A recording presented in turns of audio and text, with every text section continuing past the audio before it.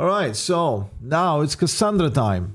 Cassandra is another character which is actually really good, and even outside of the assassin crew, she's gonna be really powerful and really sought after. So, to the point where if I had to suggest, if you can only pick up one AC Collab character, there would be a good argument towards picking up Cassandra. And we'll understand why after we get to the ability tab here. But first, let's go ahead and read her insight. This character is basically like a very good support, which also is able to deal a little bit of damage. But Ezio was the damage dealer, in my opinion, of the three characters here. And Cassandra is the supporter, more leaning on the support side. You will understand why, even though she provides a lot of good things. Now, let's go ahead and check the insight. Again, she doesn't have Moxie, she has Adrenaline instead.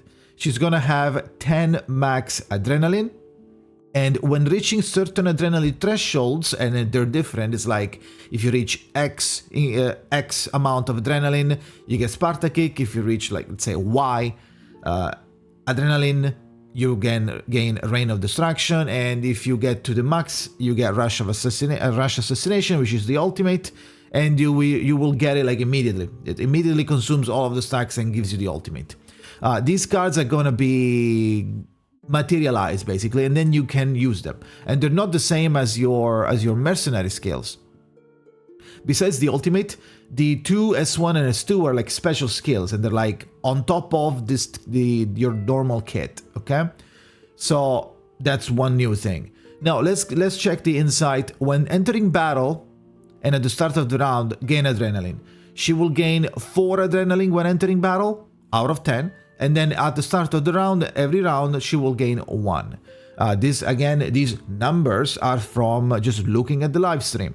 So they might still be subjected to change, but this is what we can go for, okay? I2, when entering battle, the classic 8% damage dealt increase, which everybody has, unless they decide to do it different for this collab characters. Usually it's 8%. Maybe it's gonna be less, maybe it's gonna be more. After I3, after an ally attacks and triggers an assassination, Cassandra, including her, Cassandra gains Guidance of the Three Gods. Now, Guidance of the Three Gods is a buff that improves the effect of these.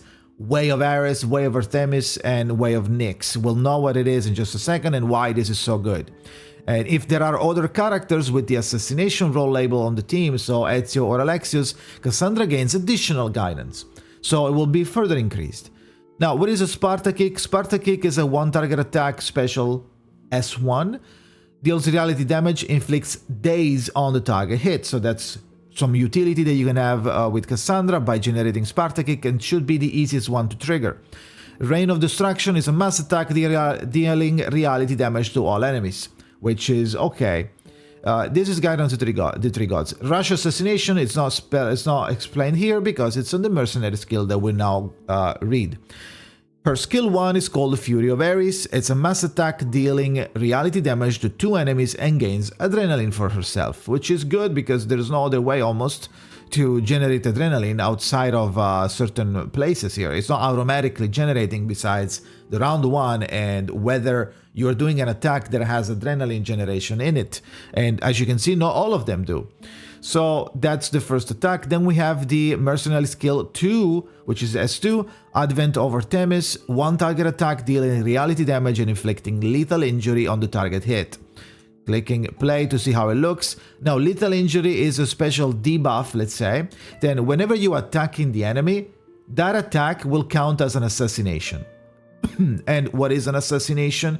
Assassination is a modifier on your attack that makes you deal more final damage. And I believe it's literally here. When the holder of this status is attacked, their attack triggers assassination. When the holder of the status is attacked by an assassination, the effect of that assassination is increased. So you got, if you are not using an assassination, it will count as 1. But if you're using an assassination, let's say Ezio is attacking someone with lethal injury, now it's going to be improved, the effect. The ultimate is called Rush Assassination. It's a one-target attack dealing reality damage, and this attack counts as an assassination. It looks like this. So this is the tutorial portion of Cassandra. Now we get into the good stuff, which after the ultimate, which in my opinion looks really good. Let's go, we'll go see it right now. Now, the abilities. Cassandra has a skill tree, which might sound insane at first, but when you know where everything is, it must, just as other games that stun you with their big passive trees, when you know how it's structured, it's not even a big deal anymore. So basically, all you have to know first is that every hunter, warrior, and assassin first socket is a force field. So think about it as like a stronger Flutter page in terms of force field that you can apply to everybody in your team. So hunter is gonna have the Way of Artemis. You need to read the bottom part. Way of Artemis is a force field effect. Again, if you don't remember which one is which, a force field can coexist with another force field, while the domain, it might be more powerful and give you more mechanic, but only one can be active at the same at one time. So if you have two characters with two different domains, they will cancel each other. They will put on top of each other and eliminate the previous one. So force field, it's in a way better because you can get the bonus and then stack multiple on top of each other, which means then that you can cook some good combos with this. We don't know how many skill points we're gonna get. This is going to be assuming that we can get at least 4 or 5 passive points, to the point where you can actually make a build. Otherwise, if you only get 3, then you would have to do this, or maybe something like this, 1, 2, 3, or maybe 1, 2, 3, 4 if you have 4, or otherwise you can't really do anything. So I would assume at least 5 for this video, right? I would assume 5 points for this video. Now, as you can see, we are getting 3 different force fields. The Hunter force field is called the Way of Artemis, is a all allies gain critical damage increase. There are other expansions at the top, but for now, let's see the first row here. The first warrior node gives you the force field Way of Ares, and all allies gain a damage bonus increase. Pretty good, pretty general, nice, useful buff. The assassin first node gives you Way of Nyx. All allies gains attack increase. Pretty good. Now is when we go and check what is happening with the full tree. Now the hunter tree on the left, right? We're gonna go for the hunter first. Now this one gives lethal injury to Advent of Artemis, which is the... Go up here. The Mercenary Skill 2, Advent of Artemis, which is the 1v1 lethal injury. Now, if you can read it, inflicts additional lethal injury. So what makes me think, this makes me think that lethal injury is like a one consumable status and not just like, oh, last one turn. You hit it, lethal injury goes away. You get the benefit and then goes away. So this one inflicts additional lethal injury when entering battle, gain Way of Artemis, which is the force field. The next node, Fury of Ares, Advent of Artemis, Reign of Destruction, will inflict additional lethal injury. Way of Ares, Way of Artemis, Way of Nyx, which are all of the force fields. When an ally triggers an assassination, deals additional reality damage. This should be extremely easy to trigger because of the fact that now these skills have a lethal injury, and if they don't have it, they will gain it, and if they have it, they will gain more stacks of lethal injury, which means that if you're any ally, or not necessarily full Assassin's Creed Collab, if you're using Cassandra outside and you are attacking, someone else is attacking that is not an assassination, it will count as one because you're hitting someone with lethal injury, which means that you will be doing an assassination for the game logic, which will trigger additional reality damage in all of those force fields. The third one enhances the force field, giving now critical rate to all allies, which is really good, and also gives lethal injury to the rest of the kit that didn't have it before. For example, Sparta kit and Reign of Destruction didn't have lethal injury, if you can go check here. Sparta just has a daze, and Reign has just damage. So this one will make all of your kit give lethal injury, plus critical rate enhancement of the Wave of Themis. Now the Warrior tree is actually pretty interesting as well. Now the Warrior tree, after getting the bonus, the first one also gives you extra action damage increase. When entering battle, gain Way of Ares, which is the force field that gives you damage bonus. Now this, we're going here into the Fua category a little bit, and if we go to the next node, it introduces a new mechanic which works very well with the Hunter tree, which is the Gash.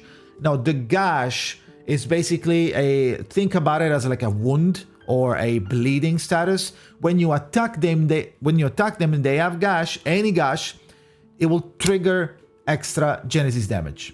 So keep that in mind because it's really good, and we are expanding on it as well. Sparta Kick inflicts kick gash on target hit. Reign of Destruction inflicts arrow gash. Rush Assassination, which is the ultimate, inflicts assassination gash on the target hit. Kick gash, arrow gash, and assassination means a gash means that when the holder of the status is attacked, the holder of the status takes additional Genesis damage, which is what I just said. Now, all of our normal mercenary skill kit applies this gash. Now we got to the third one, Fury of Ares. You gain from this node, and for each type of gash on an attack target, cast a Sparta Kick on that target. We don't know when this is going to trigger, if it triggers every turn or something, but it's called Fury of Ares inside the Way of Ares, so it makes me think that it could reoccur. Now, Way of Ares has an enhancement now, grants incantation might to all allies, which helps as well. So basically, this is a doubling down and free damage. It's probably going to be 3 kicks every turn on a target that takes more Genesis damage. So you're going to have, again, doubling down on Fua. If you want to go full double down on Fua, or you want to test out how big this works, you can do this and then go with extra characters that do follow-up attacks and see how much damage you're able to dish out with all of this extra Genesis damage you're getting from Gash. Moving on into the Assassin, and then I'll tell you some nice combos that you can do, but I'll tell you 2, and then you can cook the rest yourself. We don't know. The testing might discover some like insane cooks that we didn't think before. We're just looking at the website at the end of the day. Now, this is Way of Nyx from Assassin. Enhances the effect of assassination. We don't know what that means. Probably more damage from final damage bonus from assassination. And then you gain the third force field effect, which says that all at Way of Nyx, all allies gain an attack increase. Pretty good. Now, Fury of Ares and Advent of Artemis are now changed to count as an assassination. Pretty good. Now, actually, Fury of Ares is S1. So Fury of Ares is it's not an increase of this. It's just, it was called the same way. This is just S1. When you do S1, you will for every type of gash that he has, you will cast Sparta Kick. So it depends. Probably has a cap, but it depends on like you doing S1. So you have S1, you do it, 3 Sparta Kicks on the enemy for free. If you probably can only do it once, if I had to guess. Otherwise, that's too much damage. Going back to this, you get this attack, and then Fury of Ares now S1, and Advent of Artemis, which is S1 and S2. Now count an assassin as assassination. They didn't count assassination before. Eagle Bearer's Instinct no longer generates Sparta Kick or Reign of Destruction. So you lose this, but you now have the assassination. Moving on, the Rush Assassination, which is the ultimate, added effect after scoring a critical hit, grants Preparation Cassandra to self. At the start of the next round, it generates precast incantation Rush Assassination. So you will, if you crit with your ultimate, you generate a preparation. It's the same as Recoleta, and you are generating another ultimate card, basically. When an ally triggers assassination or cast an ultimate, grants adrenaline to self. So now this way we are capitalizing on the ultimate. So the assassin tree is clearly for ultimate spam. So the one thing to note is that this generation, this precast incantation is going to be a statusless incantation, which means that it's not going to count as the ultimate, so you can't loop this. Rush Assassination, the real one, critting generates the preparation, but the preparation generated fake Rush Assassination, the dummy one, is not counting as the first effect. Will not trigger the first effect again, otherwise you will be able to loop forever. Every turn you will have like a preparation, boom, boom, boom, boom. No, it's a statusless card. Maybe they'll change it, maybe they won't, I don't know. It looked like on the live stream that it was a statusless, so if you do this, it will not count towards the first effect. Maybe they'll change it and it will be better, it will be insane. It doesn't say it here, so it kind of leads you to think about that, but I don't think it's gonna be how it works. When a light triggers assassination or casts an ultimate gain adrenaline, this means that you're gonna have a lot of you want to have a lot of ultimate oriented characters in your team, and now every time they do their ultimates, you do your ultimate basically, because you gain adrenaline every turn. You gain one by yourself plus whatever they do, right?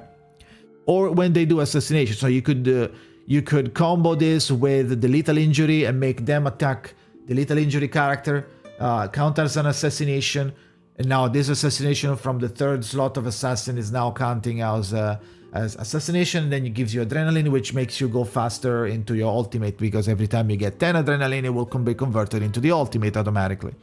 This also gives you the enhancement of the force field, which now gives you penetration rate to all allies. Two good combos that I can give you with this, and we're done, is basically 3-2, which is doubling down on damage for Fua, because you are getting the all of the gashes, which is Genesis damage, plus you're getting the force field, plus the extra action damage increase, plus you're getting all of the lethal injury, which makes them take more Genesis damage every time they get attacked, and extra stacks, and then critical rate, critical damage, and damage bonus. Or you could do 3-1-1 and get all of the force fields plus the lethal injury. Or you could do 3-1-1 from the opposite side and do like full ultimate and do 3-1-1. Or you could do 3-1-1 everywhere, right? If you do 3-1-1 everywhere, if you have 5, assuming you have 5 points, then you will be able to have all of the force fields plus 1 doubling down 3, depending on what is your combo, right? So you could do that. Something that I'm probably going to do myself is going to be 3 Hunter, 2 Warrior, or 3 Hunter, 1 Warrior, 1 Assassin, because I really like the concept of Genesis damage. I like the dots, I like triggering extra attacks, I like seeing a lot of numbers. So if this makes me see more numbers, and then so be it. That's fun to me. You can cook whatever you want, and it's going to be fun to see what people are going to come up with, right? So that is pretty much it for Cassandra. Let me know what you think in the comments. Thank you for watching, and see you next time.